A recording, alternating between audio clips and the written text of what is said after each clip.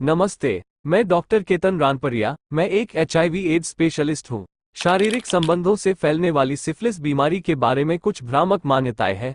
मैं समझता हूँ कि सिफिलिस का टेस्ट कितना भ्रमित करने वाला हो सकता है, इसीलिए मैं आपके लिए इसे सरल बनाने के लिए यहाँ हूँ।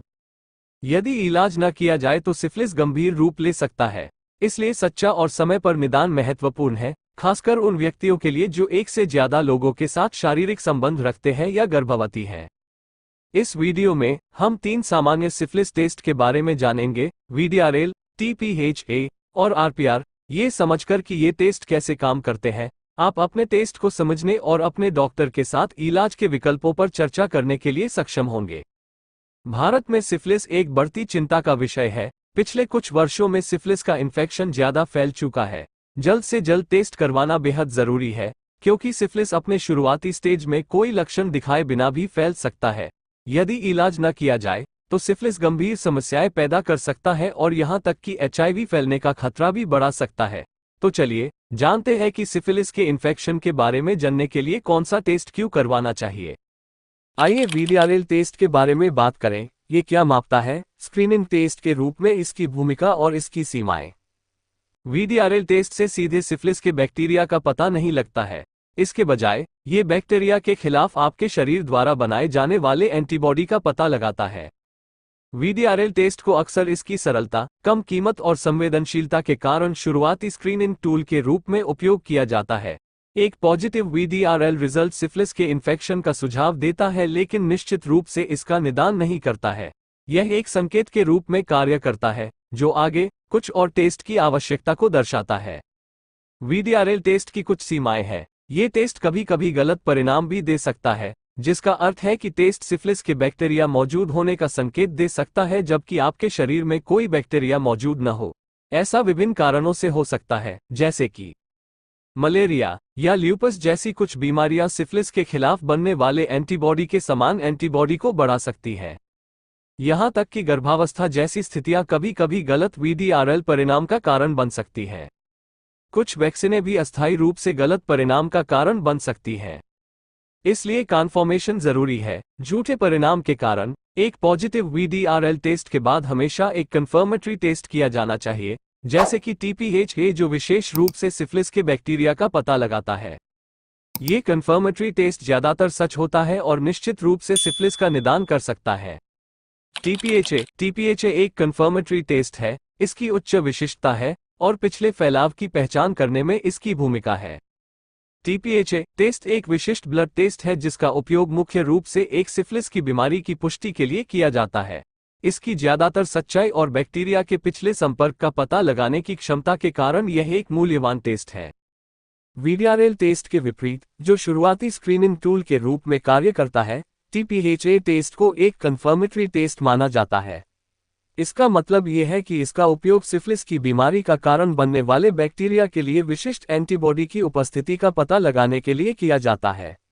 एक पॉजिटिव टीपीएचए टेस्ट, विशेष रूप से जब एक पॉजिटिव वीडीआरएल या आरपीआर टेस्ट के साथ जोड़ा जाता है, तो सिफिलिस की बीमारी का संकेत मिलता है। टीपीएचए टेस्ट सिफिलिस के निदान की पुष्टि करने, नेगेटिव टेस्ट रिजल्ट वालों को मानसिक शांति प्रदान करने और पॉजिटिव टेस्ट रिजल्ट वालों के लिए डॉक्टरों को उचित इलाज करने में मदद करने में महत्वपूर्ण भूमिका निभाता है। पिछले इन्फेक्शन का पता लगाने की इसकी क्षमता एक मरीज के पूरे स्वास्थ्य को समझने में एक महत्वपूर्ण उपाय है। वीडीआरएल और आरपीआर टेस्ट में समानता। वीडीआरएल टेस्ट की तरह आरपीआर टेस्ट सीधे सिफिलिस के बैक्टीरिया का पता नहीं लगाता है। इसके बजाय ये बीमारी के खिलाफ शरीर द्वारा बनाए जाने वाले एंटीबॉडी का पता लगाता है। हालांकि आरपीआर टेस्ट को अक्सर वीडीआरएल टेस्ट की तुलना में अधिक संवेदनशील माना जाता है, जिसका अर्थ है कि यह इन एंटीबॉडी का पता लगाने में बेहतर है, खासकर सिफिलिस के शुरुआती स्टेज में या ऐसे मामलों में जहां एंटीबॉडी का स्तर कम हो सकता है। ये बढ़ी हुई संवेदनशीलता समय से पहले पता लगाने और इलाज का कारण बन सकती है। इलाज का असर। आरपीआर टेस्ट का एक मुख्य उपयोग सिफिलिस के इलाज का निरीक्षण करना है। किसी को एंटीबायोटिक दवाओं से इलाज मिलने के बाद उनके एंटीबॉडी का स्तर धीरे धीरे कम होना चाहिए। नियमित अंतराल पर आरपीआर टेस्ट करवाकर डॉक्टर एंटीबॉडी के स्तर में गिरावट की निगरानी कर सकते हैं, जो इलाज के प्रति पॉजिटिव प्रतिक्रिया का संकेत देता है। स्थिर या बढ़ता हुआ एंटीबॉडी स्तर यह संकेत दे सकता है कि इलाज काम नहीं कर रहा है या फिर से बीमारी लग गई है। वीडीआरएल टेस्ट की तरह आरपीआर टेस्ट भी कुछ कारणों की वजह से कभी कभी गलत हो सकता है। इसलिए सिफिलिस का निश्चित रूप से निदान करने के लिए एक पॉजिटिव आरपीआर टेस्ट के बाद हमेशा एक कंफर्मेटरी टेस्ट जैसे कि टीपीएचए किया जाना चाहिए। परिणामों और अगले कदम को समझना। सबसे महत्वपूर्ण बात, सफल इलाज के बाद भी वीडीआरएल या टीपीएचए टेस्ट हमेशा नेगेटिव नहीं हो सकता है। यह आवश्यक रूप से इलाज की विफलता का संकेत नहीं देता है। यह अधिक महत्वपूर्ण है कि 3 पेनिसिलिन इंजेक्शन के बाद 6 महीने के भीतर आरपीआर टाइटर कम से कम 1/4 कम हो जाए। इलाज के बाद वापस वीडीआरएल टेस्ट को करवाने की कोई आवश्यकता नहीं है। यह एक स्क्रीनिंग टेस्ट है और टीपीएचए पुराने संक्रमण के लिए कंफर्मेटरी टेस्ट है और इलाज की प्रगति की निगरानी के लिए नहीं बनाया गया है। अब आइए आपके टेस्ट के रिजल्ट को समझने के बारे में बात करें। Positive result. एक पॉजिटिव वीडीआरएल या आरपीआर टेस्ट आमतौर पर सिफिलिस संक्रमण का संकेत देता है। हालांकि ये याद रखना महत्वपूर्ण है कि ये टेस्ट कभी कभी अन्य स्थितियों के कारण गलत परिणाम भी दे सकते हैं। इसीलिए सिफिलिस निदान की पुष्टि के लिए टीपीएचए टेस्ट जैसे दूसरे टेस्ट की आवश्यकता होती है। Negative result. वीडीआरएल, आरपीआर और टीपीएचए परीक्षणों पर नेगेटिव परिणाम का आमतौर पर मतलब है कि आपको सिफिलिस नहीं है। लेकिन यदि आप में लक्षण है या सिफिलिस के संपर्क में आने का पता है, तो आपके डॉक्टर कुछ हफ्तों में कुछ और टेस्ट या कुछ और कार्रवाई की सलाह दे सकते हैं।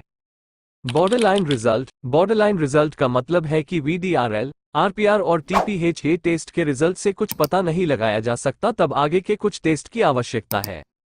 याद रखें, सिफिलिस टेस्ट के रिजल्ट को समझना जटिल हो सकता है। अपने परिणामों को ठीक से समझने और यदि आवश्यक हो तो उचित इलाज प्राप्त करने के लिए डॉक्टर से बातचीत करना हमेशा सर्वोत्तम होता है। मार्गदर्शन और सहायता के लिए अपने डॉक्टर या विशेषज्ञ से संपर्क करने में संकोच न करें। यदि आप अपने स्वास्थ्य के संबंध में चिंतित हैं, तो मैं इस नंबर पर व्हाट्सएप के माध्यम से सुविधाजनक ऑनलाइन परामर्श प्रदान करता हूं। चाहे आप अपने वीडीआरएल, टीपीएचए या आरपीआर टेस्ट को समझना चाहते हो या आप सिफिलिस और इसके इलाज के विकल्पों के बारे में जानने के लिए उत्सुक हो, तो मैं आपका मार्गदर्शन करने के लिए यहाँ हूँ। मुझसे बातचीत या सहायता मांगने में संकोच न करें ताकि हम आगे के टेस्ट और उचित इलाज के बारे में चर्चा कर सकें या आपके किसी भी प्रश्न का उत्तर दे सके। आपका स्वास्थ्य मेरी प्राथमिकता है। मैं HIV AIDS specialist doctor Ketan Ranpariya पिछले 17 सालों में 12,000 से भी अधिक पेशेंट का कंसल्टेशन कर चुका हूं। ये चैनल एचआईवी के एक्सपर्ट डॉक्टर द्वारा संचालित है और यहाँ पर जानकारी विज्ञान के आधार पर दी जाती है। लेकिन याद रखिए, समय के साथ विज्ञान बदल सकता है। यहाँ पर कई बातें एक आम जानकारी के लिए है। कभी भी किसी भी किस्म की जानकारी को अपने जीवन में लागू करने से पहले एचआईवी एड्स स्पेशलिस्ट डॉक्टर से व्यक्तिगत रूप से राय लेना अत्यंत आवश्यक है। हमारा मिशन है एचआईवी एक्सपोजर से जुड़े आपके डर और दर्द को दूर करना, और हमारा विजन है एचआईवी के बारे में आसान भाषा में सही और सच्ची जानकारी देना। एक्सपोजर से 3 दिन के अंदर पोस्ट एक्सपोजर प्रोफिलैक्सिस दवाई शुरू करने से एचआईवी होने से रोका जा सकता है। एक्सपोजर से 3 दिन के बाद एचआईवी को Ayurvedic, homeopathy, herbal medicine, gene therapy, allopathy या किसी अन्य तरीके की दवाई से नहीं रोका जा सकता।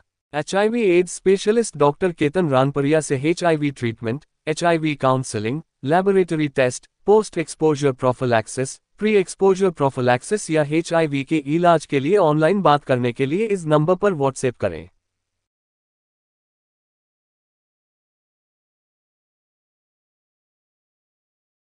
एचआईवी के लक्षण के बारे में और अधिक जानकारी के लिए लेफ्ट साइड के प्लेलिस्ट पर क्लिक करें और एचआईवी टेस्ट के बारे में और अधिक जानकारी के लिए राइट साइड के प्लेलिस्ट पर क्लिक करें।